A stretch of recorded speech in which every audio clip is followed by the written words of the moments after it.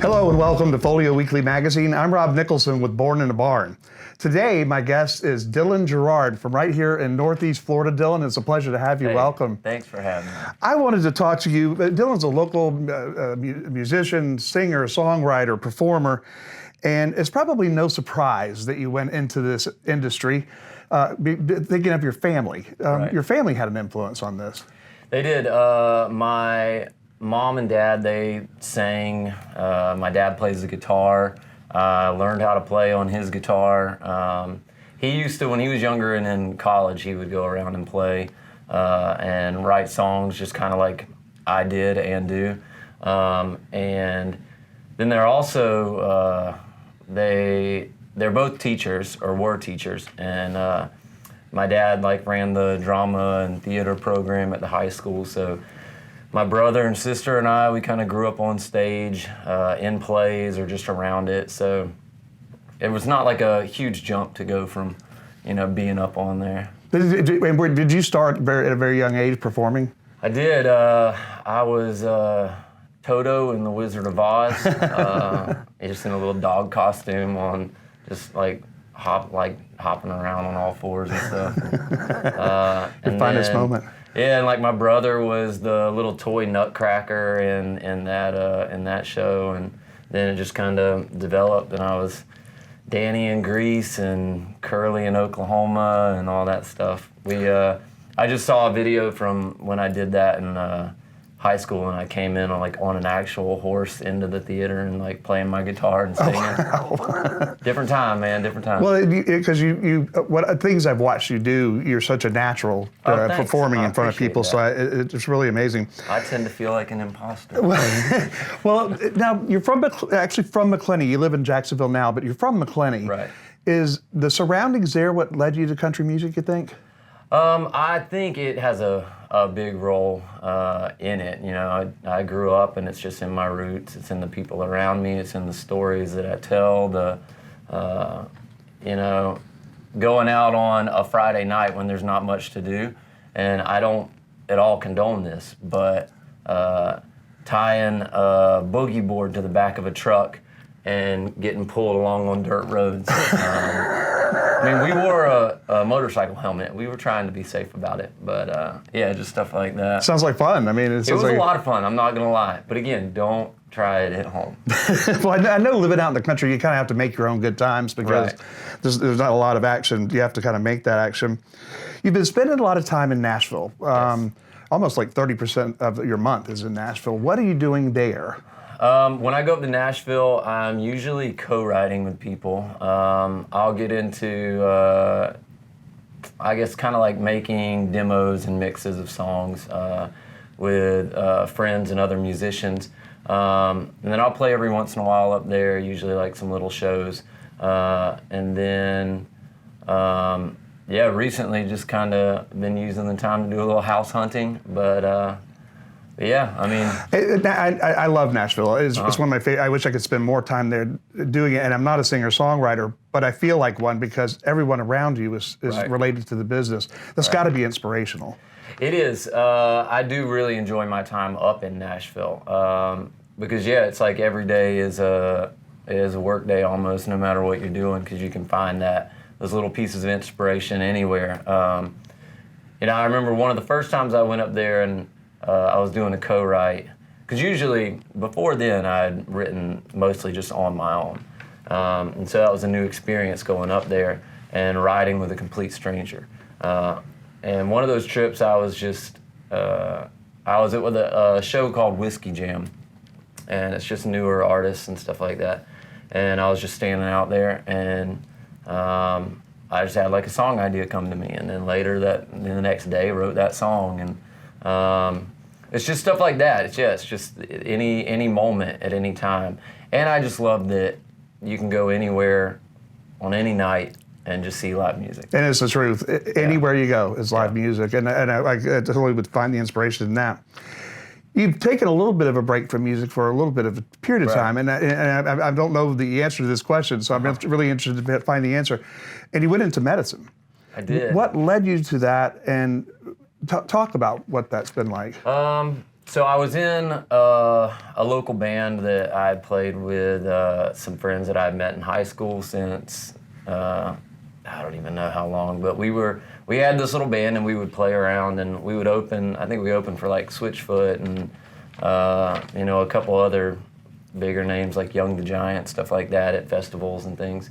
And a lot of the bands just started getting married and having kids, and we stopped playing as much, and so that band just kind of fell apart. And still really good friends. Those guys play with me still.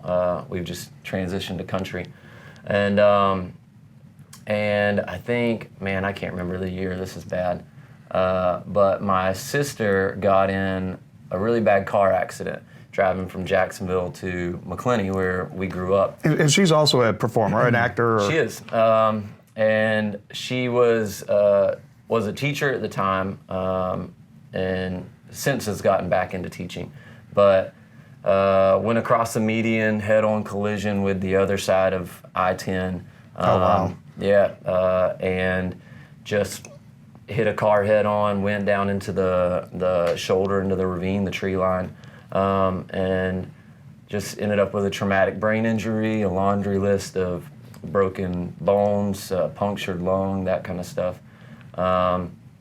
And so we spent, I don't know, 2 months, 3 months, something like that, going from UF Shands to Spinal Center and Brain Center up in Atlanta. And at the time, I was just kind of transitioning from one job to another, and I just had a lot of time on my hands. So I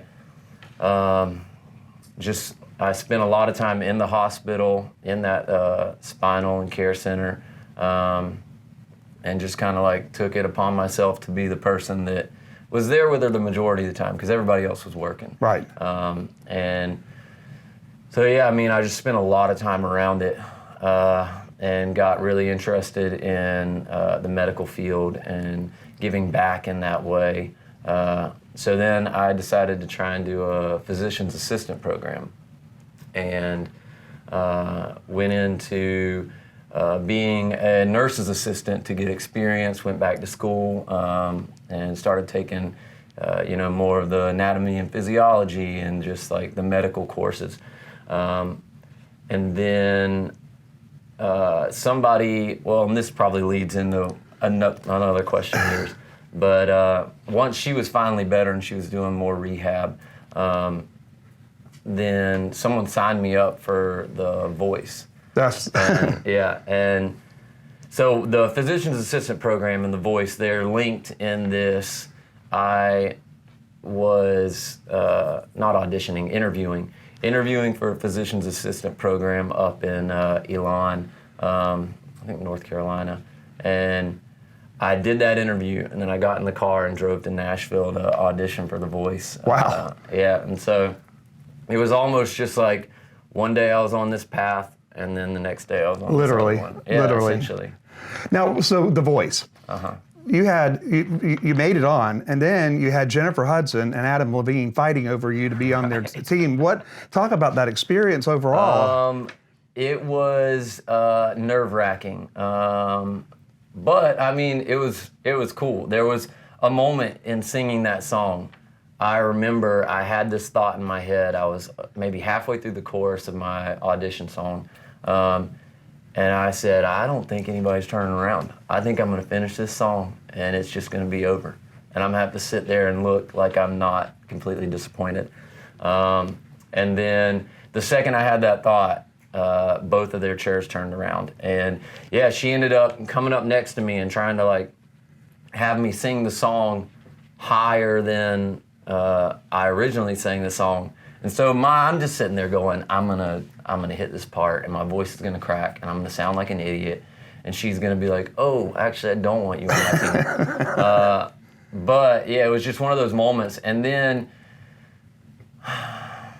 I kind of decided I wanted to go with Adam if he had turned at any point. And so she's up there actually helping me, and he's sitting over there in the chair. And I just know that it's going to be a bad visual for me to go, oh, thank you for coming up here and trying to help me out. and like really looking like you're pushing to want me on your team, but I'm gonna go with the other guy. So yeah, that whole moment I was just sitting there, I was like, I am not gonna enjoy this decision. But you did. I did, yeah, and I got about 3 rounds in on Adam's team, and the guy that beat me out, his name is John Miro, really good friend of mine. And that's the thing about that show is that you make friends with these people, and a lot of us are still really good friends. And when I go up to Nashville, I play with a friend of mine, Whitney Fenimore. She was on my season. I had a show there recently, and John Miro came up from Atlanta and just sat there and watched us play, and we had a great time. And we'll go out and meet each other. I've got other friends in New Orleans, and we'll go over and play shows together. Wow. And so, I mean, it is one of those lasting things. Yeah. Well, that's what I would want it to be if I were a musician. Yeah. You just released, like literally last weekend, a new single, Young Again. We're going to hear some music. Young Again is going to be one of them. Simple Things, which is probably one of your true anthems.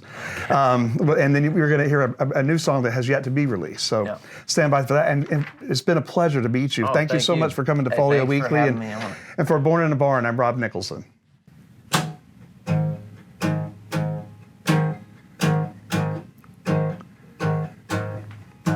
Took a weekend trip to Austin, get a fix for some loud guitar, and took a red eye out to Boston, try my luck in a shamrock bar. I lost the reins down on Rodeo, dodged out on Matador Beach. So I did some Carolina dreaming with some Cali sand on my feet.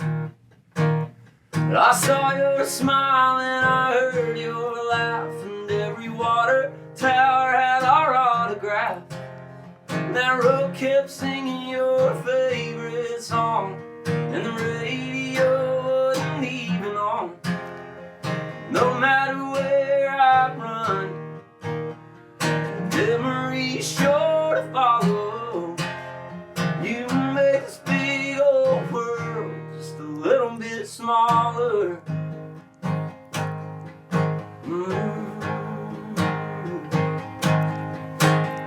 I cut loose just to get away, tried most of the lower 48.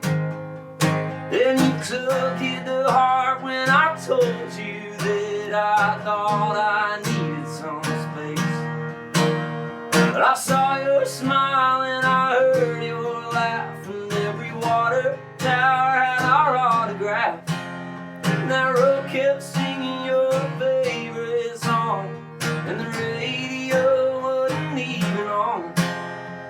No matter where I run, memories sure to follow. You make this big old world just a little bit smaller.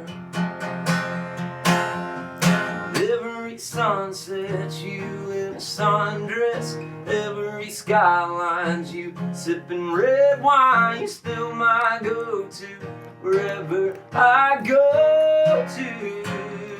Yeah.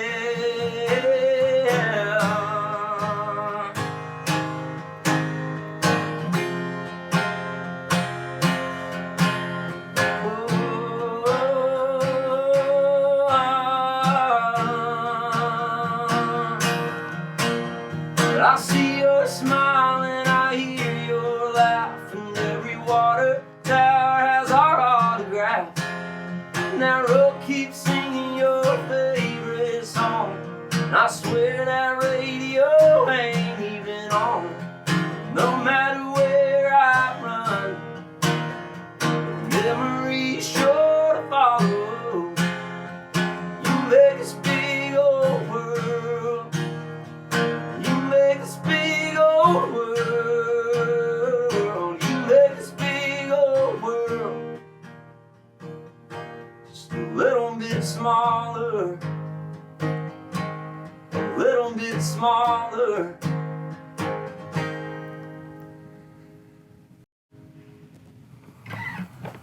Awesome. Thank you. Awesome.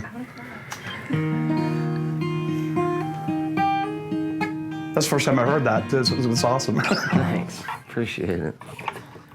Yeah, that's probably one of my more favorite ones right now. It's funny how that happens. Like the newer stuff is your favorite, and then Yeah, people always ask. They're like, "What's your favorite song to play?" And I'm like, usually it's the newest one I've learned. the one I haven't done so much. Yeah, that's what it is. Yeah. It's just you're not so used to it. It's funny that we learn in radio. Just when you're starting, when we're as a DJ, when we got sick of the song, people are just now hearing it for the first time. Right. So it's a hard thing to keep in mind. Yeah, that's usually how it goes. Oh, the other thing I was going to say is that that one is not actually on the album that's set to come out. So I've like recorded it on my own, and I'm going to try and just like push for it to be on there. So we'll see. We'll see what happens. This one is Simple Things. All right.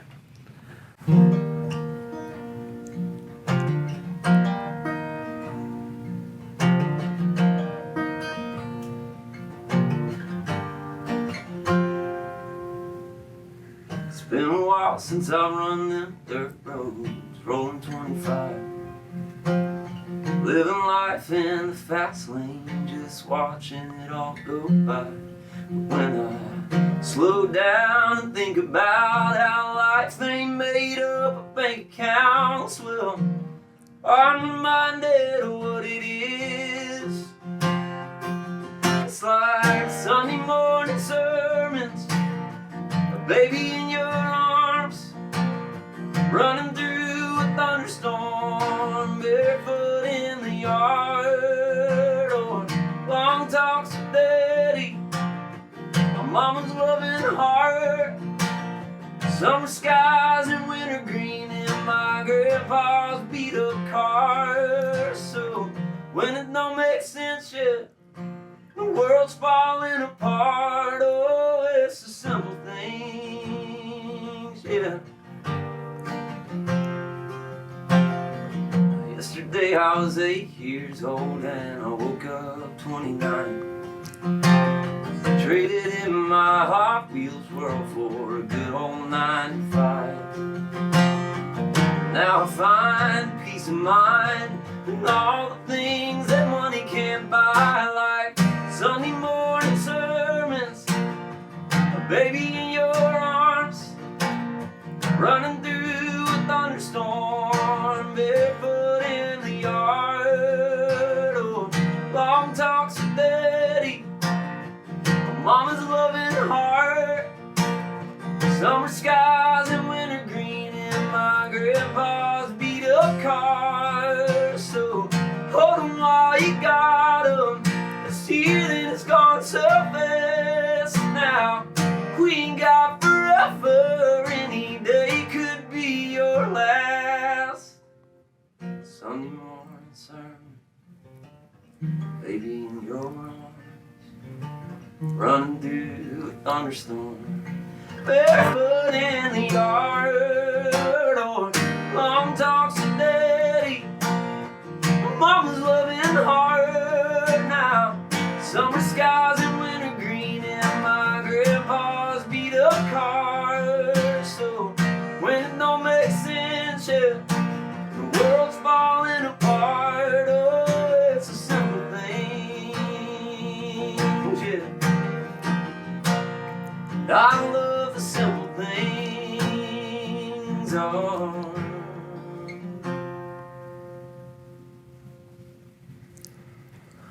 Awesome. Thanks.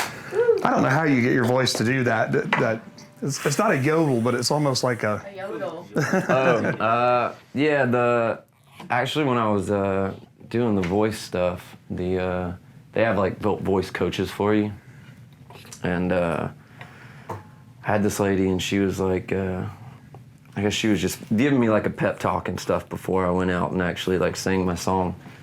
She was just saying that like you have this lamenting cry, I guess, which is like that high end break in your voice and stuff, and it just sounds soulful, I guess, or you know. like it comes from deep within or something, I don't know. But yeah, so that's what I've always just kind of referred to it as after she called it that. What? Say it again. A lamenting cry. A lamenting cry. Okay. I like it. But I mean, that's essentially when they turned around for me. They said, you know, we've been listening to everybody sing, and we wanted to like feel something. And so when they turned, they said that, you know, I guess my voice made them feel something, and I probably attribute it to that lamenting cry or whatever. But because that's also, I grew up loving soul and like Otis Redding and Sam Cooke and those guys, and even like Chris Stapleton now. You can just, in their high end, you can, in that break in their voice, you can just hear that kind of stuff. I feel like. So yeah, I probably copied that from them. This one's Young Again. Oh man.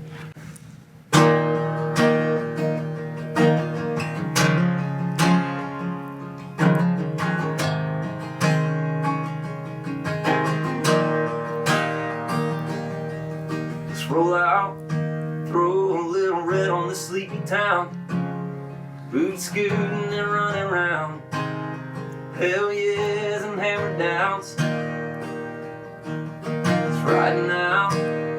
Let's catch a little cut loose high. Get wild and cross the line while we got nothing but time. No cares. Grab yourself a drink and meet us out there. Good times, good vibes and lawn chairs. Never gonna be this young again. Oh, now and you can find us blowing out the speakers in our pickups, running from a little bit of growing up. Never gonna be this young again. 'Cause one day life's gonna make your body ache. We'll have jobs and bills to pay, taking on a little touch of gray. Right now, let's catch a little cut loose high. Get wild and cross the line while we got nothing but nothing but nothing but nothing but no cares. Grab yourself a drink and meet us out there. Good times, good vibes and lawn chairs. Never gonna be this young again. Oh, now and you can find us blowing out speakers in our pickups, running from a little bit of growing up. Never gonna be this young again. Oh, now and you know, and you know, and you know, and you know, and you know, never gonna be this young again. No cares. Grab yourself a drink and meet us out there.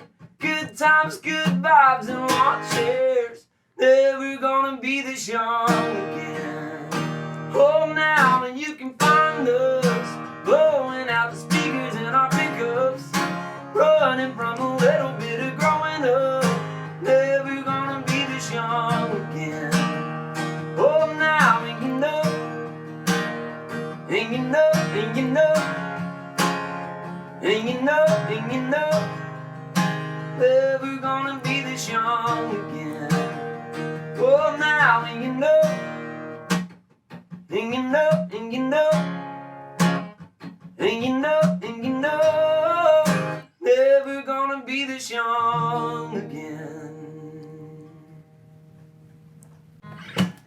Awesome. Awesome. That's terrific. Appreciate it. Incredible. 10 out of 10. There's a line after the chorus that's when the world's falling apart, it's the simple things. And myself and a guy named Alex Dooley, we wrote that song pre-COVID. And then that hit, everything shut down, and we released the song during COVID. And so, a line that was just kind of like whenever times get tough, you know, it's the simple things, turned into essentially, you know, when it's just all just rough and bad. It's the simple things. And it was one of those things where, you know, I'd been working a lot, and then COVID made me slow down, and the song took on a whole new meaning because, you know, I got to spend a lot more time with my family and see a lot of those simple things and reflect on them. And there's a music video, lyric video for it out on YouTube, and it's just comprised of home videos. So I just sat down for hours at a time, just going through home videos and just like getting clips of them. And then just kind of splicing in some newer stuff. Like my brother had a son, and so then that was also kind of like an evolution of the song for me, actually. Like one of the first like babies in the family that like you just had a connection to. Whereas like I don't have kids, so that line in the song didn't really hit home with me a ton. And then now it takes on a whole new meaning. And it's just like, you write a song and then you kind of grow into it as well. And it's just kind of, it's interesting in that sense to me. Yeah.